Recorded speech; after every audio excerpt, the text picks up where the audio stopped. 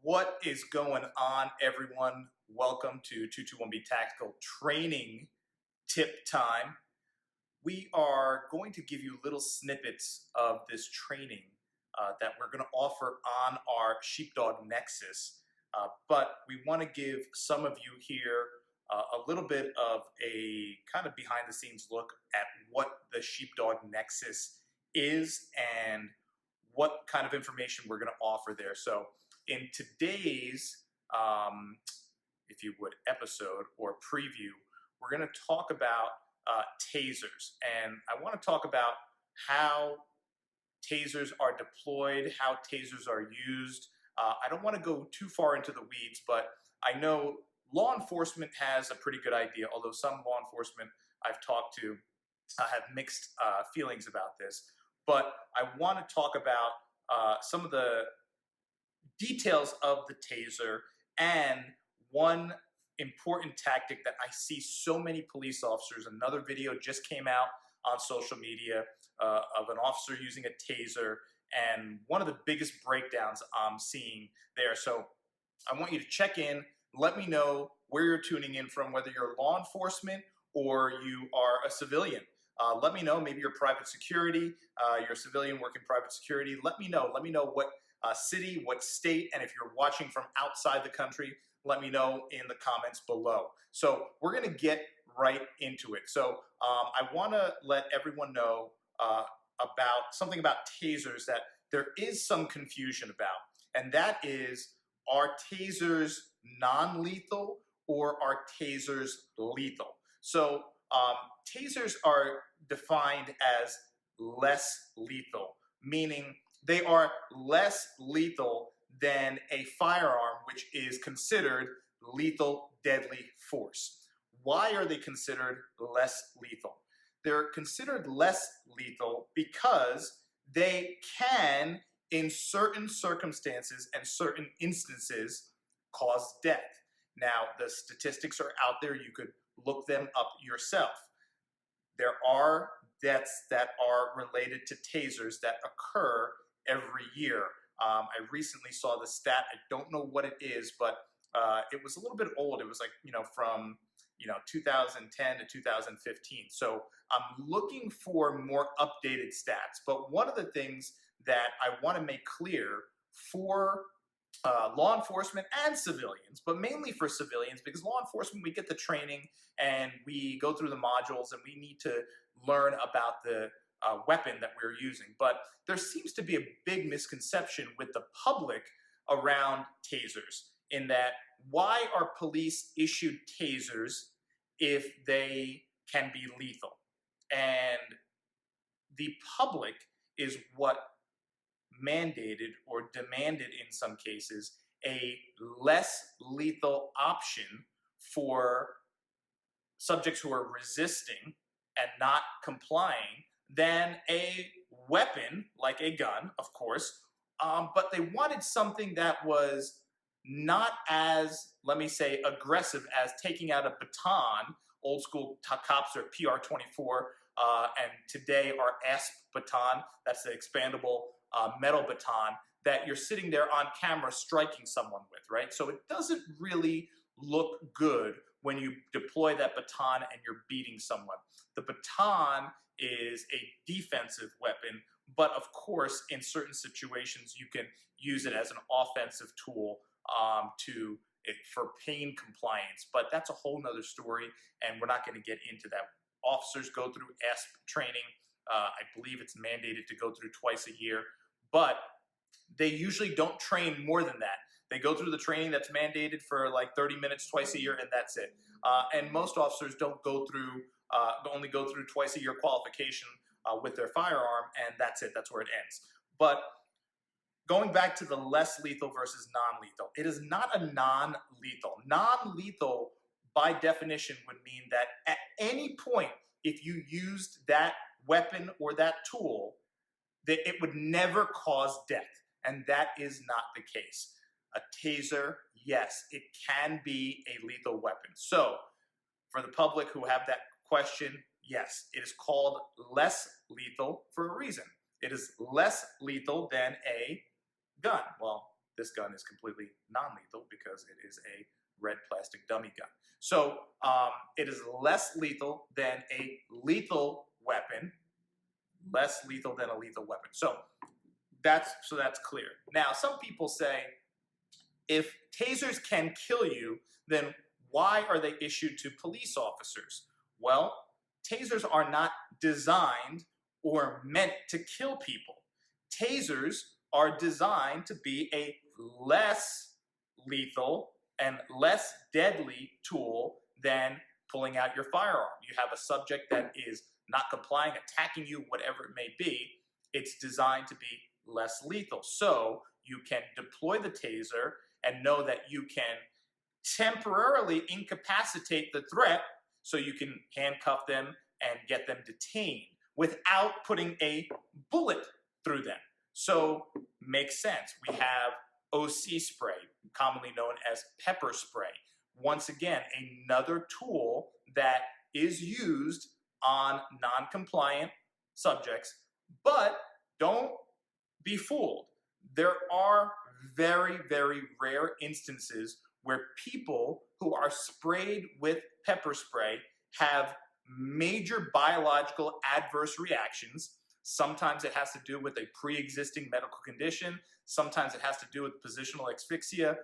But there has been incidents where people simply getting sprayed with pepper spray end up getting severely injured and in some cases losing their life. So be mindful that even the pepper spray that a lot of people say, oh, it's no big deal, I'm going to carry it, women carry it in their purse, whatever, you never know.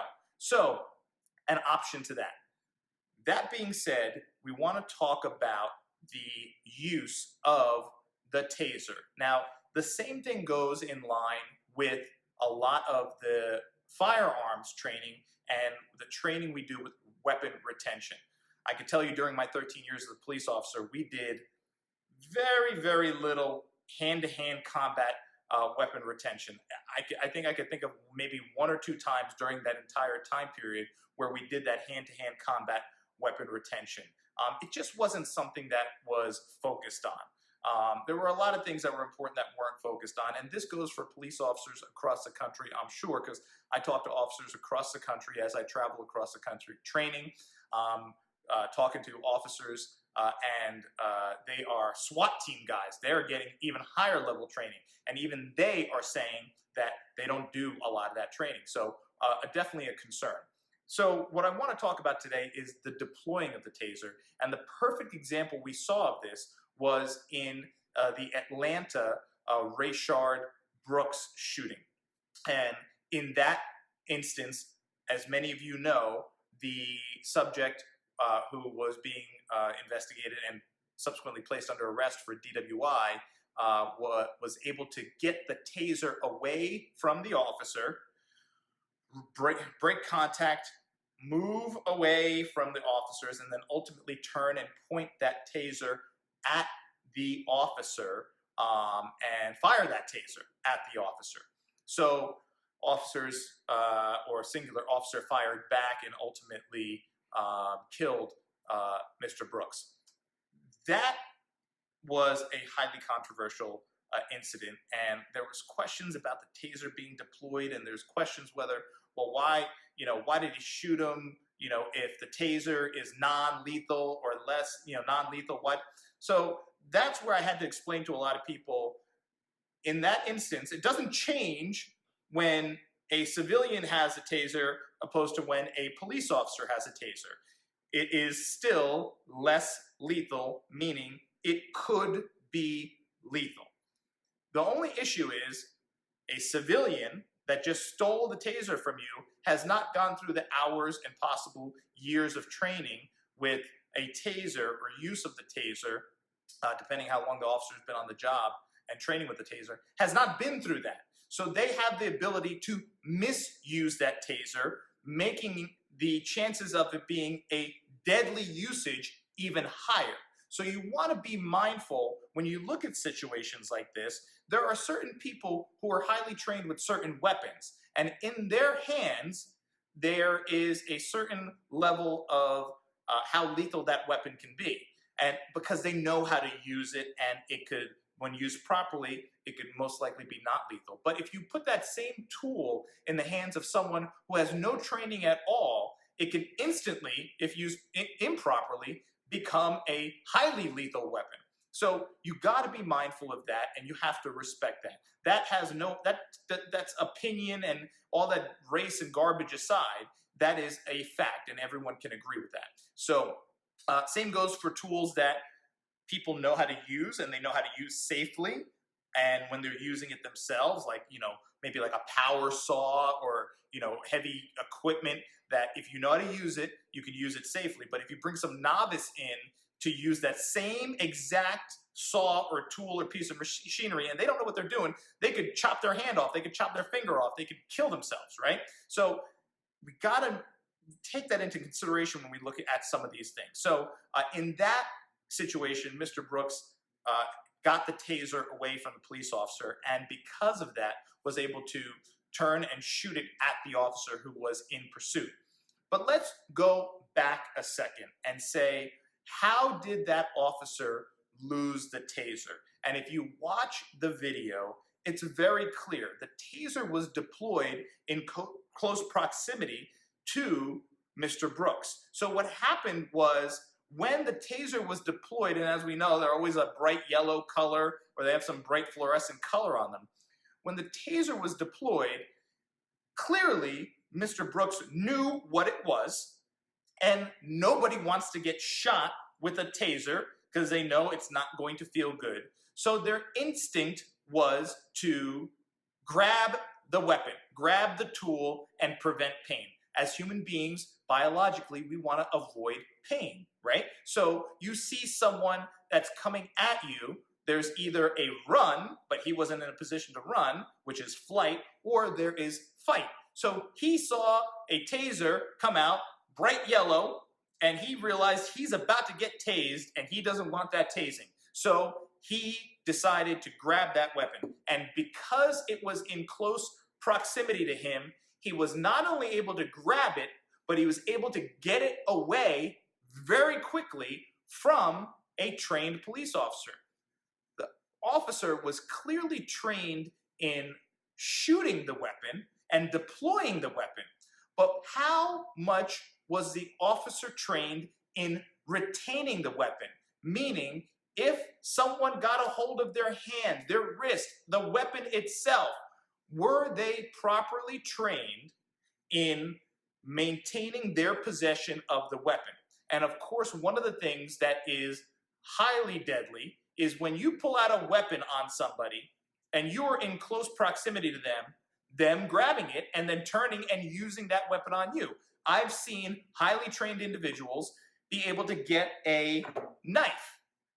Someone coming at our Vanquish first responder blade, for those of you who are wondering, this is a real knife, come after you with a knife. I've seen highly trained individuals, I've trained with some of them, who you could come after them with a knife, you could take that knife and come after them like this, and next thing you know, you just see like a flash, and you are on the ground, they are holding your knife, and they are standing over you, holding your knife, standing over you. That's how trained some people are. There's actually a video online of it happening to me, where I had a knife, I went after the instructor, and it was a Ronin Tactics course, and he was able to get that blade away from me, and I was on the ground, on my back, flat, in a millisecond. I didn't even know what happened. So that is if you move in close proximity of someone, and you just have a knife, and you think, I got the knife, they don't have anything, so I have the upper hand, and I'm gonna now move. Wrong. And it doesn't need to be someone who is highly trained. In that situation when I was in training, I was with Ronin Tactics, and he's highly trained in blade tactics and knife fighting, which is why I took his course. But if you just have someone who's high on drugs or high on adrenaline, and they see that knife coming at, and they're just going to grab. They're going to grab, and they're going to use that brute force strength to get that away from them. Same if you go for a firearm, or same if you go for a taser. So let's pretend this is a bright yellow taser. Now I take this out, I'm this far away from the person. what are they going to do? Instinctively, they're going to be like, get that thing away from me, and they're going to grab it. Now, you must know what to do if that happens. But now let's back up even more. Let's back up even more and talk about how do you prevent that from even happening. It's good to be trained on what to do if someone gets a hold of your hand or the weapon. You want to know what to do to eliminate that action immediately and regain control. But the thing that you want to do first and foremost is not be in a position where they can grab that weapon, right? So why are you deploying a weapon and putting it right in front of someone when their hands are not secured, they have both hands available to grab it, and they are within reach of it? So number one is distance. A lot of people, because they are not confident in their ground fighting skills and they don't have training in something like jujitsu or any kind of martial art, so when they're on the ground and they're losing the fight because they don't have the training, their mind automatically says, I need to go to a weapon because I can't control this person, so I need to use a weapon. So they immediately say, let me pull out a weapon. I got to pull out a weapon and now take this up a notch because I'm losing the hand-to-hand combat. I don't know how to restrain this person. So they pull out their taser, right? First level, right? Some people would go for maybe the pepper spray. Maybe some people go for the baton. This officer went for the taser. So another officer's on the ground struggling. This officer goes for the taser, but is literally inches away from the suspect. Inches away. And had he broken contact and just moved back a little bit to be out of that arm reach of that suspect and then deployed the taser, that could have been a completely different situation, completely different scenario. But rather, what he did was take the taser out and actually push it. Now, there is a dry stun, right? But that should not be employed when the subject's hands are free and they're facing you, right? That should not be a tactic employed. That is if you have the advantage of not being able to have the weapon grabbed and you want to do that dry stun, okay? So that's a direct contact, like a direct contact tase. But typically you have, for the civilians out there, these little prongs that shoot out of the taser and they lock on to the clothing of the suspect, and that's how the charge is transmitted to their body, right? So you want to be able to back up and keep that weapon in a retention position, clear that distance, so even if they kind of lunge towards you to grab it, they can't grab it, and then you could deploy that taser. Now, of course, he's fighting with his partner, so you want to make sure you don't tase your partner. We've all seen the videos of the partner getting tased, right? And that is because, why? The one partner is losing the fight. They say, I got to escalate. They're losing the fight because they don't know how to fight. So they say, I'm going to the taser. And in that one instance, the officer pulled out the taser, and it was like a Looney Tunes cartoon where his partner and the suspect are rolling around on the ground, and he deploys that taser, and the taser misses the suspect and hits his partner. Now his partner is rolling around on the ground after being tased, okay? Once again, why? Why did that happen? There was a breakdown in competency. There's a rush to act because you're losing the fight. When you know you have competency in ground fighting, something like Brazilian Jiu-Jitsu, you have that mindset and knowledge to know you can overtake this person with very, very little energy and very, very little effort.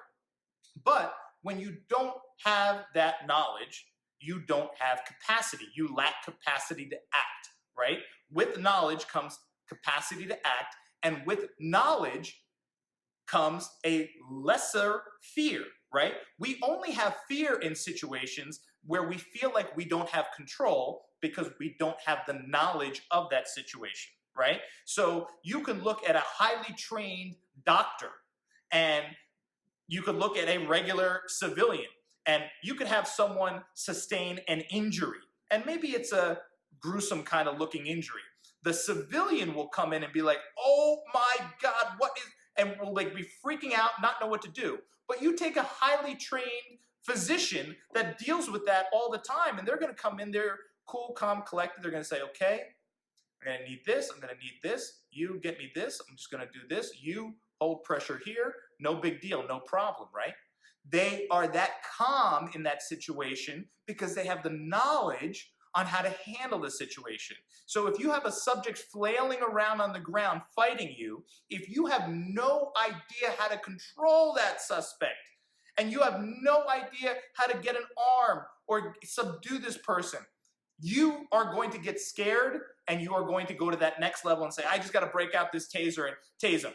And next thing you know, you're inches away, boom, right? So that's the importance of learning to fight. Now, keep in mind, from what I know, maybe it's changed now, but while I was an officer, we didn't train in jujitsu or ground fighting tactics. We never did anything like that. They didn't bring any black belts in. We had a couple of guys that did jujitsu who would teach some guys in the department here and there, but there was no formal jujitsu training. There was no formal ground fighting training. There was none of that. So when we got into a scuffle with someone, what I would see is people scrambling like Looney Tunes cartoons, scratching, clawing, trying to grab an arm, trying to grab onto clothing, do whatever they can, and it was just it was a hope and a prayer.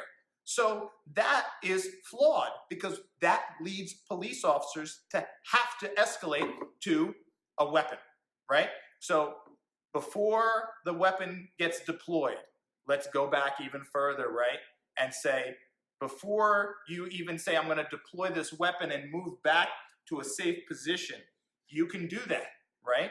But if you have the knowledge and the skill set to subdue that person without breaking contact and without pulling that taser out, you're going to have even more of an advantage, and your partner's going to be safer too, right?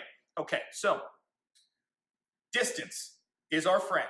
If you're going to pull out that taser, make sure you have that distance, and make sure you have the training that in the event something crazy happens and they just somehow defy gravity and leap off the ground and grab that taser, make sure, or your gun, make sure you know exactly what to do. It needs to be muscle memory on what to do if someone grabs a hold of your weapon. It can't be the brute force, grunt force trying to fight muscle on muscle. Because if you have someone stronger than you, you are done. That's not a force on force situation, two people fighting over a weapon. You have to use skill and tactic to get them off your weapon. Whether you need to go to the face, whether you need to do a palm strike, whether you need to do something for their nerves to disable their arm, whatever it is, ninja stuff you want to learn or train, learn it, because it could save your life, and it could prevent a situation where you now have to elevate to deadly force and break out a real weapon and have to use that weapon. In that situation, and I'm not going to get into it because there's the he said, she said, why did he shoot him? He only had a taser and he shot him with a gun. Listen, none of us was there, right? And none of us had to make that split-second decision. All I can say is you have a weapon pointed at you that in some instances can kill you. You don't want to take that chance, right? A lot of people out there right now saying, oh, coronavirus, it's deadly. And people say, well, there's only like a 0.1% chance that coronavirus can kill you. And they respond saying, well, I don't want to be that 1%. I don't want to be the 1% that dies. So I am social distancing. I'm wearing a mask. I'm not going out. I'm not shaking hands. Because, someone said, the example was if there was 100 M&Ms on the table and, 2 of them could kill you, would you even try eating one? Or would you say, I'm not eating any of them? That's a great example. I understand that. That's great. Okay, so let's take it as with the taser. If maybe 1 in 100 deployments wrongly, done improperly, can kill you, do you want to take the chance, or do you want to just say, you know what, I'm going to let this guy shoot me with that taser, and I hope I'm not that one that kills me or that knocks me out and disables me, and then he can come up and grab my gun. You never know. So that's something that no one can decide or talk about unless you're in that situation. So we're not going to get into that. But I hope we're going to get into this a little bit further in the Sheepdog Nexus. As everyone knows, the Sheepdog Nexus, our private training platform for police and responsibly armed civilians that are willing to learn and increase their knowledge, subsequently increase their capacity, so they're better prepared and less fearful in traumatic situations. So that's for police, first responders, and responsible civilians as well. So that's our Sheepdog Nexus. We have the private Facebook group, the 221B Tactical Sheepdogs private group, and then we also have the Sheepdog Nexus, where we're going to have interviews, podcasts, gear reviews, where you have reviews of awesome, outstanding gear and other product gear, weapons, things like that, geared toward law enforcement, things like that. And we're going to also have some interviews, podcasts, things like that. So it's going to be a great platform, completely private, completely exclusive, completely ours. So it's not going to be, you know, on some media platform where it can be mysteriously pulled down or, you know, blocked or shadow banned or anything like that. We're going to own it, and you're going to have exclusive access into our database to access this information. So if you want to learn more, I'll throw the link below here for the Sheepdog Nexus. If you want, I can throw the Sheepdog Facebook group on there too. That's something that's easy to sign up for as well. Right now, no cost, so it's a great time to join before that we are going to initiate a cost for the Sheepdog Nexus. But right now, it's free to join, so go ahead and sign up with the link below. If you are looking for any of the gear that you're seeing in any of these videos, a lot of people are asking about the Silver Elite Tee. I know I'm probably going to get some questions because this has been sold out for a couple of months now, and it is our, you know, exclusive antibacterial air passes through here at like 50%. 50% more than traditional moisture wicking shirts, antibacterial, silver infused, all that stuff. So, you know, no itch, no rash, all that stuff, especially if you're wearing body armor. It's important. A lot of people are asking about it, and we've been sold out on many sizes for some time now. So I know that some of you are going to notice I'm wearing it. Of course, I have a few of them personally. And so they're back in stock now. So if you want to order them or any of our other gear, go ahead and click the link below. I'll throw that link there for you as well. Thank you for watching. We hope you got something out of this. Remember, we're going to go into this even further in the Sheepdog Nexus. So go ahead and hit that link and sign up for the Nexus if you want to learn more. Like I said, it doesn't matter if you're police, civilian, you're a mom, you're a dad, you're a brother, and you just want to be better equipped with knowledge to handle situations, and you don't want to get into a situation where you're like, oh man, I don't know what to do. And even if you're a police officer, it is very helpful because, as we know, even police officers get into these situations and they don't know what to do. So it's important to get that training. Thank you for watching. And remember, to all you officers out there that are on our front lines, thank you for your service. Remember, civilians too, keep your head up, keep your head on a swivel. There's a lot of craziness going on right now.